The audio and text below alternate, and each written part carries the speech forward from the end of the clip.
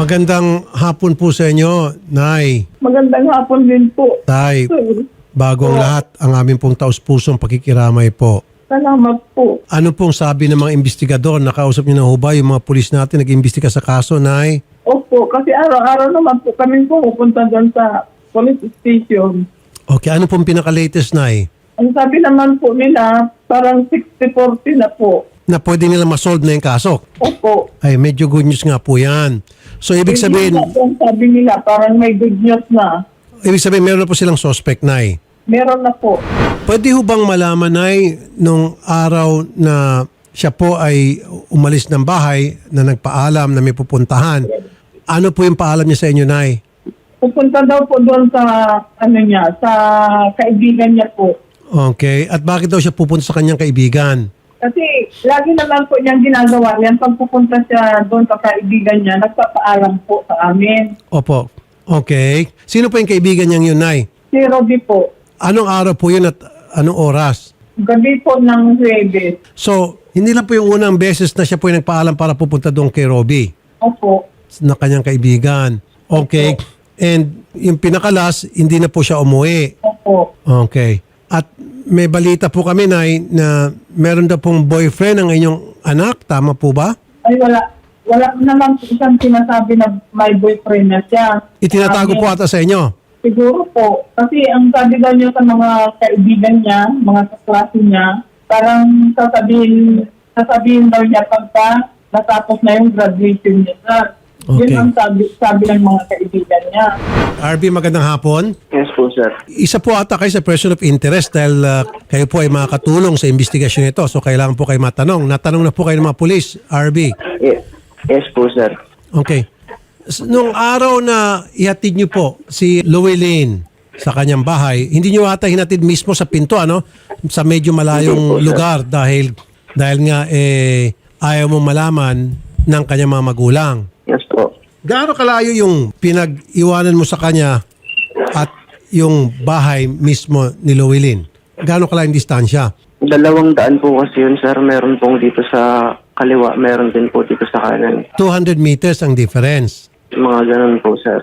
Okay. Anong oras mo siya hinatid noon? Mga nasa 12 na po yun, sir.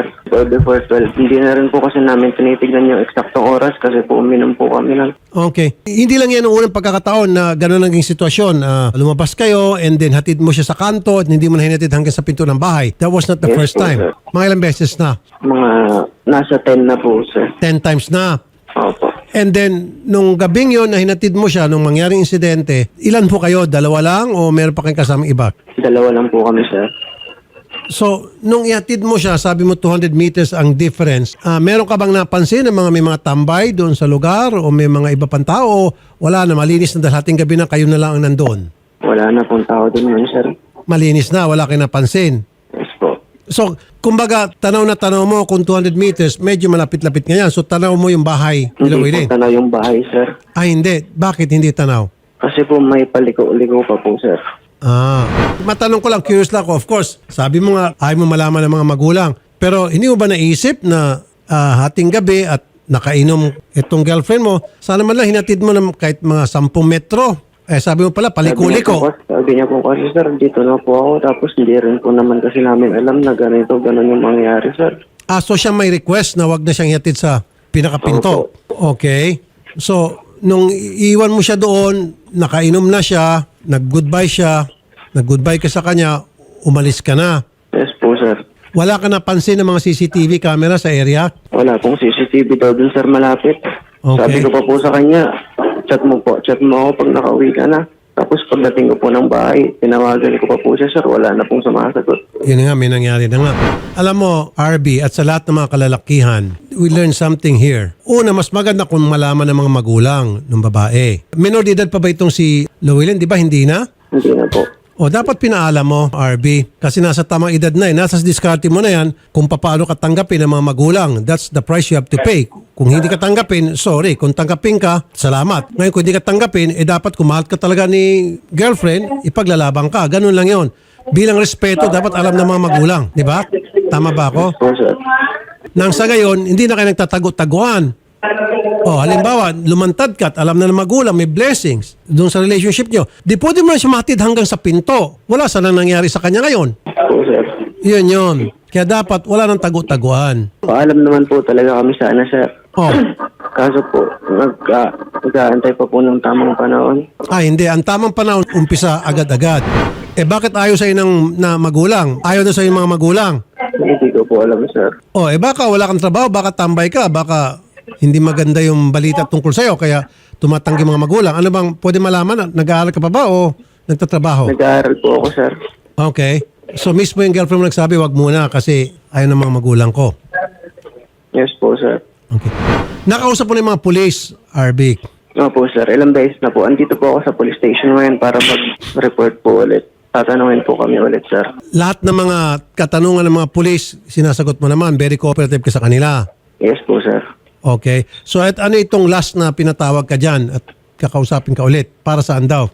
May konting katanungan lang din po, sir. Okay. Sige. Isang tanong na lamang. Di ba sabi mo 10 beses mo na siya nahatid doon? Estimate po, opo. Okay. Wala bang naibanggit sa'yo itong girlfriend mo doon sa 10 paghatid mo sa kanya paulit-ulit na kinabukasan sasabihin niya, may nakita ko matambay doon o meron itong isang kapitbahay na nanliligaw sa akin o meron itong isang lalaki na masama ang tingin sa akin palagi, ang pangalan si ganito, ganun, walang naikwento? Wala po, sir. So, walang nasasabi sa'yo bago itong nangyari, yung girlfriend tungkol sa mga tao, lalaki o sino man na kanyang kinakatakutan sa lugar nila? Wala po, sir. Wala talaga. Okay, sige. Salamat sa pagsagot sa aming mga katanungan, Sir RV. Magandang hapon sa'yo. Po, sir. Rovi? Opo, sir. Rovi, matanong ko lamang, bilang isang kaibigan ni Lowelyn, I'm sure marami siya mga naikwento sa'yo dahil very close kayo. Wala ba siya mga naikwento sa'yo before the incident happened na meron siya mga taong iniiwasan niya, meron siya mga taong hindi niya gusto sa kanilang lugar o nanliligaw bukod po kay RB na boyfriend niya? Wala naman po, sir. Wala naman po siya mga nabanggit na mga ganyan po. Wala talaga siya nabanggit ni kahit na isang pasaring na meron siyang taong gusto niya iwasan sa lugar, sa barangay? Wala naman po, sir. Ikaw ba'y nakausap na ng pulis at nakapagbigay ka ng mga Opo. impormasyon mga katulad sa kanilang investigasyon? Tapos na po. Okay. Meron ka bang mensahe sa mga magulang? Kay Auntie Marilyn, ano din po kasi, yun nga po, bigla, nagulat na lang din po ako nung nag-chat sa akin hapon po noon na hinahanap nga po siya dito sa amin kasi hindi din po pala niya alam na dito po pala siya nagpaalam sa bahay namin, which is hindi po talaga. Kumbaga, nag-chat po siya nung gabi noon na yun nga po, mag-inuman kami din sa isa namin kaibigan. So, yun lang po baka, hindi ko din po kasi alam yung isip ni Auntie, baka may samang, ano na po, ganun, may samang loob sa amin, ganun, na nakasama niya din po kasi hindi din po talaga namin alam na ganyan na din po yung... Okay, so nung gabi na sinabi ni Lowell na pupunta sa iyo, hindi siya sa'yo pumunta? Dumiretso po sila muna dito sa bahay namin, pero hinintay din po muna nila ako noon kasi ihatid ko pa po yung mother ko noon. Tapos after po nung pag-antay nila sa akin, dumiretso na po kami sa isa namin kaibigan. Doon ka At na inuman? Opo, doon po. Okay, sino-sino mga kainuman nyo? Tatlo lang po kami noon that time, sir. Si Okay. Gerald po ako, tapos si Lowelyn. Si Gerald is si RB. Hindi po, iba po. Meron pa isang lalaki. Opo. Okay, bukod pa kay RB. Hindi po namin siya as in nakainuman, sir. Kung pag nandun na po siya ni RB, parang pinag-chat po namin siya ng siguro 2 beses po noon. Ganun lang po. Hindi po siya as in nakainuman namin that time. So, sino yung lalaki kainuman nyo? Si Gerald po. Gerald Casulia. Sino yung si Gerald? Kaibigan din po namin, sir. Kaibigan din ni Lowelyn. Opo. Okay. So, nung sunduin na ni RB, si Lowelyn, anong ginawa ni Gerald? Yun po, samahan niya po. Kasi patapos na po kami noon, sabay-sabay na po kaming umalis sa bahay nila. Yun, sabay-sabay po kaming lumabas. And then, yun po, naghiwa-hiwalay na din po. Okay. Pero bilang isang kaibigan, hindi mo napayuhan si Lowelyn na sana magsabi na sa kanyang mga magulang na karelasyon niya itong si RB. Sinabihan ko na din po siya nun, sir, na bakit hindi mo na lang sabihin kay mama mo kasi ako din naman po, may boyfriend na nga din po ako. And then, kumbaga, sinabi ko din po talaga sa parents ko na yun nga po parang legal po kami, ganun. Sinabihan ko na po siya nun, sir, tapos yun nga parang hindi pa po siya ready na ganun ipaalam sa parents niya na boyfriend niya na kumbaga yung pinaalam pa lang po niya is manliligaw si RB. Yun pa lang po, sir. Kunti pa lang po kami nakakaalam na boyfriend niya na po. Okay. Kasi bago pa din po sila, yung mga 1 month pa lang po. Okay. So, walang nasasabi sa inyo magkakaibigan, tropa o barkada, kung naman tawag nyo dyan sa sama nyo, nabanggit si Llewellyn na meron pang ibang naniligaw bukod kay RB. Wala naman po, sir. Wala na talaga. Okay. Opo, wala naman na po. Sige. O, Colonel Fangit, magandang hapon po. Provincial Director po Yes. si Colonel. Yes, sir. Colonel, medyo kahit papaano good news to sa mga magulang ng biktima dahil 60% daw po mukhang masosolve na yung case. Tama ho ba? Opo. May mga person of interest na tayo at hinihintay lang natin yung mga ibang scientific na mga magsusupport sa kagaya ng mga DNA. may mga nakuha. Yes, mga DNA and other ang effort lang natin ngayon po is yung ma-convince yung isang witness na magsabi na ng totoo. Kaya sa coordination natin sa ating butihing mayor magbibigay ng reward para talagang yung iba pang mga witnesses ay lumabas at tumulong sa pag-solve ng kaso. Very good. Ano po yung cause of death ng victim, Sir Colonel? Doon sa ginawang autopsy sa kanya ay nakitang may hard object na umano sa kanyang ulo, ano? Tapos may mga hematoma rin sa kanyang thigh. But then doon sa location na kung saan nahanap yung kanyang bangkay, walang sign of struggle doon. So parang medyo binuhat siya, dinala doon sa lugar. Okay. Medyo yung time kasi na yun, kaya hindi kagad matrace kung saan talaga nangyari. Tuloy-tuloy yung ulan, kaya yung mga ibang mga evidence at mga signs ay hindi makita ng mga investigators natin. Siya ho ba ay nahalay? Possible po. Kaya yun yung as per ng doktor. Kasi nung na-autopsy na medyo namamagana, hindi na but then yung ating mga forensic nakakuha na ng mga swabbing na sa loob ng kanyang private part. So yun yung mga i-compare natin. Wala na pong saplot yung kanyang katawan na matagpuan? Yes, wala na po. Okay. So meron po palang mga lumutang ng mga testigo. Kaya lang kailangan pang nag-aalangan, kaya kailangan makumbinsi pa po, Colonel. Yes po. Meron po kaming isang tinututukan na initially nagbigay na ng statement pero konting convinced pa lang at eventually we're very positive na masusolve din natin ito, Sir Senator. Okay. Pero yung po mga person of interest, monitor po ang mga galaw nila. Baka mamaya biglang magtaguto, tumakas. Yes po, monitored naman at nakatutok naman yung ating nakatutok yung ating kapulisan dito. At pati LGU and yung mga barangay captain na nagpo-cooperate din sa atin. Opo. Ano ba to, sir? Random to o plinano? Inabangan? Talagang alam na kasi darating sa araw na yan, na pattern siya at doon siya nadali o random? Sa assessment po kasi namin, may isa tayong person of interest na kainuman nila tapos na unang umuwi. So, yun yung tinitingnan natin na possible na kasi na-pattern na doon palagi nagpapahatid. According sa interview natin doon sa boyfriend niya, bakit hindi tinuloy-tuloy na ihatid hanggang doon sa kanyang bahay. Correct. So, ang pagkasabi nila, ilang beses daw doon talaga siya nagpapahatid sa location na yon kasi nga papasok sa bahay nila medyo maputik, tapos maulang kasi nung time na yon. So, yung POI natin dito na isang tinitignan natin, alam na niya na ganun yung gagawin ng victim, so possible na inabangan na. Okay. So, planado. Opo. So, ito ho bang suspect, person of interest, kakilala ho ba ng victim, malapit sa victim, tropa ng victim? Kakilala, Idol. At kasi sa barangay kasi na yun, makakilala naman yung mga tao doon, Idol. Ito ba'y manliligaw? Hindi, Idol. Hindi manliligaw. May trabaho po ito? Meron, Idol. Meron. Okay. So, ito po ay naging person of interest siya or pwede na masabi natin sinagsuspect siya na suspect dahil meron pong lumutang na testigo. Yes po. Doon sa may nagsabi kasi na yung isa kasi sa mga witnesses natin, nasabi niya na may nasalubong siyang ganito but then hindi ayaw pa niyang i-divulge yung kanyang sinasabi niya sa ngayon na hindi niya namukhaan dahil gabi. Pero eventually, kunting kaya nakatutok at tuloy-tuloy yung pag-convince namin sa kanya. Isinalaman na namin dito yung si Mayor, yung local officials para talagang eventually lumabas din at makipagtulungan po siya. Opo, sir. Colonel, isang tao lang daw po ang may kagagawa nito o meron siyang kasama kung sino man tong taong plinado na kasi na pattern na itong victim? Sa tingin namin, isang tao lang,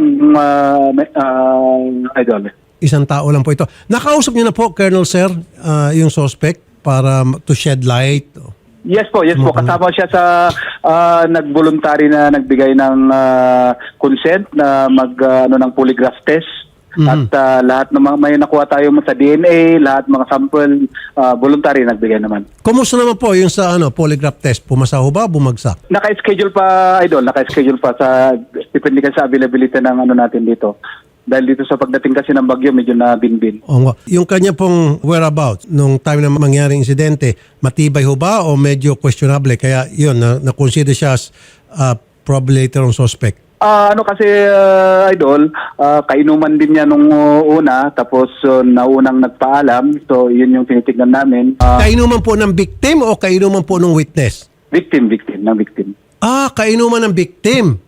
Opo. Ilang beses na po naging kainuman ng victim? Nung time na yon na nangyari ng yung insidente, doon sila nagkainuman tapos naunang nagpaalam. Yun. Okay.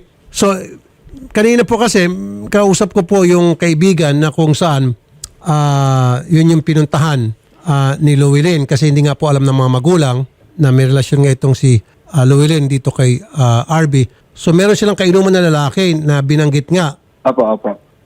Okay. So, yung kainuman na yun po yung person of interest. Yes po. Actually, pati yung boyfriend niya, ako saka yung isa pa, 4 kasi silang person of interest dito pero nakatutok kami doon sa isa. Idol. 4 pa, meron pang isa. Yes po, apat lahat yung mga person of interest natin pero na nakainuman nitong victim natin. Pero yun nga, ng concentration natin doon sa naunang nagpaalam. Okay. Bakit po yung kainuman niya isa sa mga pinagsihinalaan? Kagaya ni doon nga kasi sa location na yon, may mga history rin kasi na may involvement sa drugs. Yung isa, sa POI natin, may history, may past siya. Ayun, okay. May history ng drugs. Apo. Okay. Yung pong boyfriend, meron ho bang history ng drugs? Ito ba ay nakasuhan dati, nakulong, na-rehabilitate? Meron ho ba mga ganon?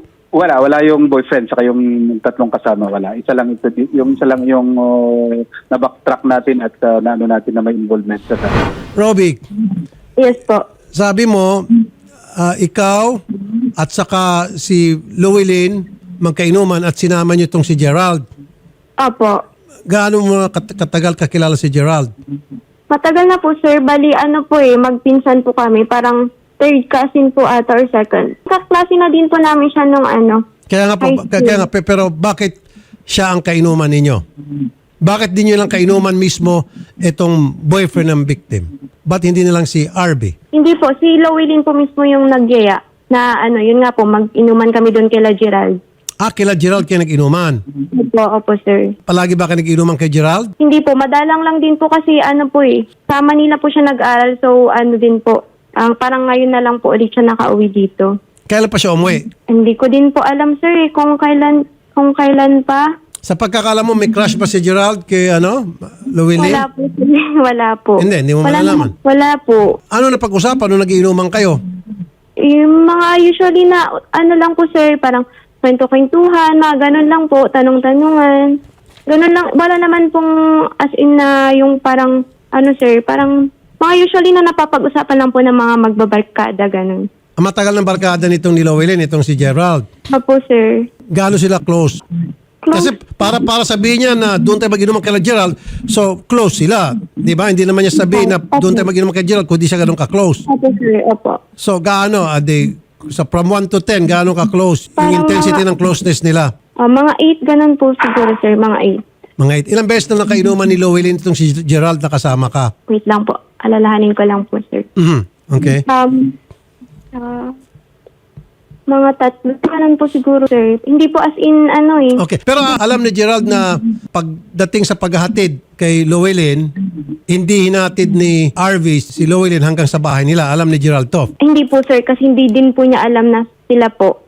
Kumbaga, nung gabi niya lang din po ata nalaman nun na boyfriend niya pala si RB. Kasi lang po, sir, konti lang din po kami nakakaalam na boyfriend ni Llewellyn si RB. Teka muna. Okay. So, ibig sabihin, hindi alam ni Gerald na si Llewellyn at saka si RB ay magkasintahan. Opo. Nung gabi lang yan nalaman, nung gabing yun lang. Opo ata, sir. Okay. O sige, ulitin ko ha. Close itong si Gerald kay Llewellyn at kainuman niya palagi. Ilang beses na. Tama? Hindi po palagi, sir. Hindi po palagi. Bihira lang din po. Ilang beses na? Siguro mga 3, pero hindi Tatlo. po yung... Opo. Okay. Hindi po madalas. Parang ilang ano pa po bago ulit. Ilang Parang beses. ganun. Kaya nga. Pero doon sa mga pag-inuman nila ng ilang beses, hindi alam nitong si Gerald na magkasintahan itong si Llewellyn. Opo. Nalaman niya na may kasintahan to nung gabi na sinundo itong si Llewellyn ni RB at yun yung gabi na namatay na siya. Opo, sir. Okay. Sige. At willing daw itong si Gerald na sumailam sa lie detector test. Ano namang reaksyon ni Gerald na siya ay considered as person of interest at siya ay ni-request ng PNP na sumailalim sa polygraph test? Anong kanyang reaksyon? Hindi po ata siya, sir, kasama sa personal of interest. Hindi po ata. Colonel, Opo. hindi mo ba kasama si Gerald sa person of interest? Patanong po, Idol, kung anong apelyido ni Gerald. Pasulya po. Sa 4 na wala kaming kasurya sa 4 na POI namin. Baka pwede niyo po isama din si Gerald. Sir, Sige sir, kasunod. sige sir. Pwede. Kasi po ito yung kasama sa kainuman eh. Ito yung kung narinig niyo po yung line of questioning ko na kainuman niya ito ilang beses, hindi pa alam ni Gerald na may boyfriend to. Nung gabi na malaman ni Gerald Gabi na lang may nalaman. boyfriend, Opo. saka may nangyari. Well, Opo. di ba? So tingnan Yes, na sir, natin. yes, sir. So yan po. Base po dito sa Prompter Idol, 2 daw po yung inuman na pinuntahan nila. Isa daw po kay Rovi at isa daw po doon kasama po yung mga kaibigan ni RB. Opo. Siguro yun po yung kasama po sa person of interest. Baka doon po sa mga kaibigan ni RB. Okay. Possible po. Opo. RB. 2 location po eh. RB. Yes po, sir. So, bago mamayatid itong si Llewellyn sa bahay nila, nag-inuman pa pala kayo bukod doon sa bahay nila Gerald. Nag-inuman pa kayo sa ibang location. Opo, nasa ibang location po ako rin, sir. Ilang kayo? Wait lang po. Okay. Isipin mo pa kung ilan kayo? Grabe naman. 5 Hindi mo po, matatanda. sir. Ha? 5 po, sir. 5 kayong lalaki. Ilan lalaki? Lalaki po kami lahat. 5. Tapos yung girlfriend mo nag-iisa. Opo. Grabe ka naman. Lalong bumababa ang tingin ko sa'yo. Unang-una, expose mo sa inuman yung girlfriend mo na kasama mo puro barako. Tapos pangalawa, you didn't have the decency na ihatid siya hanggang pinto. Bahala na kung mapagalitan ka. Bahala na kung mamura ka. At least man lang alam mo safe ang minamahal mo. You stupid, you know? Para i-expose mo sa inuman, 5 lalaki? O paano kung nilasing ka nung 5? Yung pala doon sa 5 lalaki yun, meron din doon isa doon, nagnanasa na sa girlfriend mo. Mali ka doon, iho. Colonel, Sir, yes sir. yung 50 yun, pwede ba i-person of interest natin lahat? Yes sir. We will do that, sir. 5 plus itong si Gerald, 6 po. Yes sir, opo. Nako, RB, nawawala talagang bilib ko na sa'yo. Ilang beses na nangyari yan na pag nagiinuman kayo ng girlfriend mo na may kasama mga ibang lalaki? Isang beses lang po, sir. Pero doon sa 5, sa palagay mo, para makatulong sa investigasyon, wala ba doon na may crush, may gusto sa girlfriend mo? Wala naman po ako napapansin, tsaka wala naman pong sinabi, sir. Kumusta naman yung takbo ng inuman? Ilan bang nainom nyo? Kung matatandaan mo, 3, 4 po, sir. 4 na? Hindi, 2 alak po kasi umikot sa isang table, sir. Anong klaseng alak? Matanong ko lang. Gin po, sir, na may Gin. sito. Gin na may sito. Opo, may mix. May mix. Ano yung 4 kantos? Bilog. 2x2 po, sir. 2x2. 2x2. Opo, sir. Okay, bukod pa sa gin, ano pang ibang alak? Yun lang po, sir. Yung isa pong gin, wala pong halo. So, bali, 2 4 kantos, tapos, ano pa? Yun lang po, sir. Tapos ngayon, 5 lalaki, tapos yung girlfriend mo, 6 kayo. Opo. Saan kayo nag-inuman? Doon po sa bahay nila Ronald Tacadena. Roll sa Jenna. Kilala naman kainuman mo, itong si Llewellyn. Magkakilala sila. Opo, sir. Ano ba yun? Itong 4, ay yung 5 kainuman na lalaki, meron ba dito sa kanila na kapitbahay lang halos ni Llewellyn? Hindi ko lang po sure, sir. Hindi mo sure? Meron po kasing yung 2 kainuman po kasi namin, sir, hindi ko rin po masyadong nakakainuman. Oh. Saka hindi ko po alam kung saan yung bahay nila, sir. O bakit mo sinama sa inuman yung hindi mo masyado kakilala and then ang kainuman nila ay girlfriend mo? Why would you? Yung pakay din po kasi nung gabing yun, sir, papasama po ako dun sa kasama ko. Bali po, susunduin ko siya dun. Yung kasama ko dun sila Ronald Tacadena, papasama po ako maghatid sa kanya. Papasama ka maghatid doon sa girlfriend mo? Opo. Opo, sir. Kaya mo niyaya na makipag-inuman? Hindi ko po siya inaya makipag-inuman, sir. Hindi, kaya nga di ba meron pala dong 5 5 lalaki kainuman mo, doon yung 2 doon, hindi mo kakilala. Sana umiwas ka na pag hindi mo kakilala. Expose mo yung girlfriend mo, nag-iisang babae. Tapos 5 barako kasama mo nyo. May mali ka talaga doon. Sir? Ayan po, Colonel. Yung pong yung 5, pakiimbestigan din po, Colonel, sir. Yes, sir. Yes, sir. Makasa po kayo na hindi po namin titigilan ito, sir. At mabigyan natin ng hustisya Opo. yung victim at ang kanyang pamilya. RB, Sir. ano ang pwede mo maibigay sa ating kapulisan na makakatulong sa investigasyon bilang pagpapakita na yung commitment at pagmamahal sa iyong girlfriend na biktima po ng isang karumaldumal na krimen? Pag tumatawag naman po sila, lagi ako pumupunta dito. Hindi naman po ako umiiwas na ganito, ganon. Kung ano pong tinatanong nila, sinasagot ko naman po, sir. Hindi, meron ka bang may contribute sa mga pulis na makakatulong sa investigasyon na mahalaga sa tingin mo na hindi pa alam ng mga pulis at ikaw lang nakakaalam na pwede mo maitulong? Kahit na maliit na bagay sa tingin mo, baka sa mga pulis, big time na yon. Ano yon? Mga maibibigay ko lang po, sir, yung oras at detalye po, sir. Ayun lang. O sige. Mag-cooperate ka na sa pulis, Malaking tulong na rin yan. Sige. Nandiyan ka ngayon sa PNP. Opo. Sige po. Colonel, maraming salamat po. Umaasa po kami sa inyo pong tuloy-tuloy na pagtutok sa kasong ito. Colonel, sir. Yes, sir. Yes, sir. Makasa po kayo, Idol, sir. At bibigyan po natin ng hustisya ito, sir. Thank you, sir. Opo. Maraming salamat po, Colonel Jeff Pangit, Provincial Director, Pangasinan PNP. Magandang hapon po, sir. Salamat po sa time na binigyan nyo sa amin, Ma'am Rovi. Yes po, sir. At RB, salamat na lamang at tuloy-tuloy lang pag-cooperate mo sa PNP. RB, willing ka sumailalim sa lie detector test, tama?